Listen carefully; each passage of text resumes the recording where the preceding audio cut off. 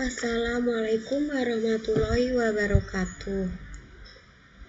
Perkenalkan, nama saya Avineta Imalia Putri, NIM E2A021, kelas A2 S1 Manajemen. Saya di sini akan menjelaskan tentang fungsi-fungsi manajemen.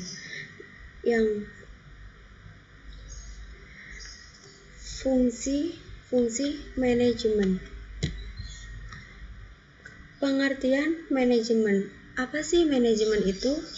Apakah teman-teman belum tahu? Mari kita jelaskan. Menurut ahli 1. George R. Terry dalam bukunya The Principle of Management. Manajemen ialah usaha-usaha yang dilakukan untuk mencapai tujuan yang telah ditetapkan lebih dahulu dengan menggunakan kegiatan orang lain. Yang kedua, Prof. Oi Langley menjabarkan manajemen sebagai suatu ilmu dan seni dalam merencanakan, mengorganisasikan, mengarahkan, dan mengordinasikan, serta mengawasi tenaga manusia dengan bantuan alat-alat dalam rangka mencapai tujuan yang sudah ditetapkan. Kemudian, pengertian manajemen. Manajemen merupakan seni yang mengatur orang-orang untuk menyelesaikan pekerjaan untuk mencapai tujuan organisasi secara efektif dan efisien. Maksud efektif ini ialah tujuan tersebut yang dapat dicapai sesuai perencanaan yang sudah diatur oleh perusahaan ataupun organisasi. Untuk efisien, maksudnya adalah tugas yang ada dilaksanakan secara benar, terorganisasi, dan sesuai dengan jadwal. Nah, itulah manajemen. Yang kedua, fungsi-fungsi manajemen. Fungsi manajemen yang pertama adalah planning, perencanaan. Planning atau perencanaan ialah proses dasar manajemen guna menentukan tujuan dan langkah-langkah apa saja yang harus dilakukan untuk mencapai tujuan tersebut. Nah, perencanaan yang baik itu harus memenuhi berbagai syarat seperti tujuan yang jelas, bersifat sederhana, ada analisis pekerjaan fleksibel sesuai perkembangan, dan mempunyai keseimbangan antara tujuan dan bagian perusahaan ataupun organisasi. Fungsi planning yaitu 1. Tugas menjadi tepat sasaran, 2. meminimalisir pawang kesalahan, 3. sebagai pedoman kegiatan, 4. kesatuan visi dan misi yang sama. Yang kedua, organizing, pengaturan. Organizing adalah proses mengatur dan mengalokasikan tugas, pekerjaan, wewenang, dan peran-peran, termasuk koordinasi hubungan antara bagian, baik secara vertikal maupun horizontal, dalam suatu struktur yang diperlukan untuk mencapai tujuan yang telah ditentukan. Nah, maksudnya di sini di dalam suatu organisasi itu terdapat beberapa unsur, yaitu sekelompok manusia, adanya suatu kegiatan di dalam suatu organisasi agar tujuan tercapai. Nah, adapun manfaat dari organisasi ini adalah pembagian tugas biar orang-orang yang di dalam organisasi itu memahami apa itu tugas-tugas yang harus dilaksanakan. Spesialis tugas maksudnya tugas khusus yang harus dilaksanakan sesuai dengan kemampuan yang dimiliki oleh orang-orang yang ada pada organisasi tersebut.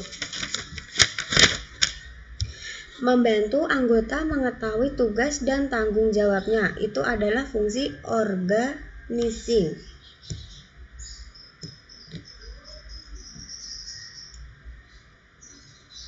Nah, kemudian, maaf sebelumnya,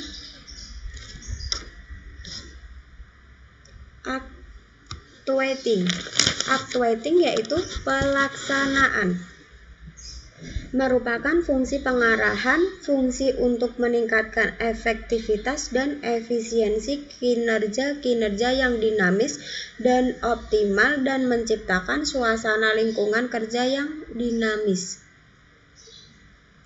Nah, ada contoh aktivitas yang dilakukan mengimplementasikan suatu proses kepemimpinan.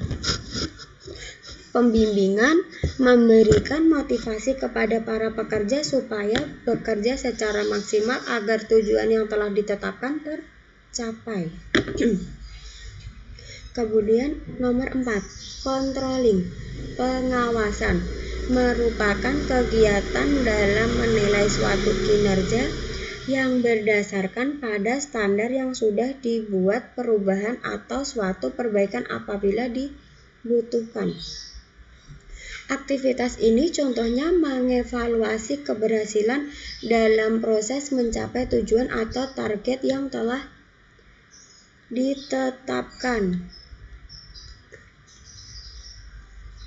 Yang kedua, menempuh langkah klarifikasi serta koreksi apabila terjadi kesalahan atau penyimpanan dalam proses berjalannya pekerjaan. Yang ketiga, memberikan solusi terhadap masalah-masalah yang ada dalam organisasi. Fungsinya agar para pekerja akan dilihat kinerja sesuai atau tidaknya, bila tidak akan dievaluasi. Yaitu tingkatan manajemen, yaitu ada 3 poin. Yang A, manajemen puncak, yaitu top management. Yang B, manajemen menengah, yaitu middle management. Yang C, manajemen tingkat pertama, yaitu low management. Saya akan menjelaskan satu persatu. Yaitu top management. Top management merupakan jenjang tertinggi, sering disebut manajer senior, eksekutif kunci, CEO, Chief Executive Office, Presiden, dan Vice President. Yaitu biasanya strukturnya ada di bagian paling atas. Manajemen ini bertanggung jawab untuk perusahaan secara keseluruhan. Tugas mereka ialah menetapkan tujuan strategi dan kebijakan secara umum, dan kemudian diterjemahkan manajer bawahnya. Yang kedua, middle management. Middle management ialah manajemen yang tugasnya mengawasi beberapa unit kerja dan menerapkan rencana sesuai dengan tujuan dan lingkungan yang lebih tinggi. Manajemen tingkat ini wajib melaporkan hasil kerja pekerjaan mereka kepada top management. Nah, contohnya adalah kepada klinik rumah sakit dan manajer pabrik, berperan sebagai jembatan antara top management dan low management. Yang ketiga, low management. Tingkatan ini merupakan tingkat paling bawah dalam suatu organisasi. Tugasnya ialah memimpin dan mengawasi tenaga operasional. Misalnya supervisor atau mandor. Lalu low management ini bertanggung jawab oleh satu unit kerja dan diterapkan bisa menyelesaikan tugas dengan jangka pendek sesuai rencana perusahaan. Nah, itu tadi 3 tingkatan manajemen. Kemudian unsur-unsur manajemen. Unsur-unsur manajemen itu ada 6, biasa disingkat 6M. Saya akan menjelaskan satu persatu. Man, money, material, method, market, machine.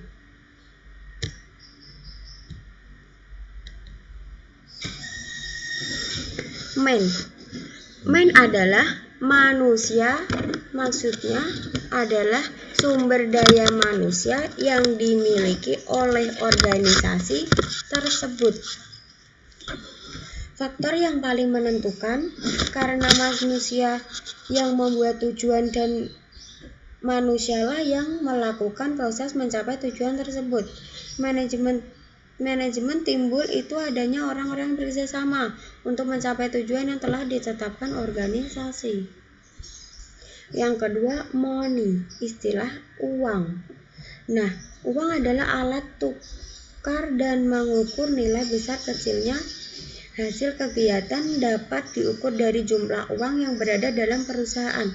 Uang adalah hal penting untuk mencapai tujuan yang dibutuhkan untuk gaji tenaga kerja dan alat-alat yang dibutuhkan.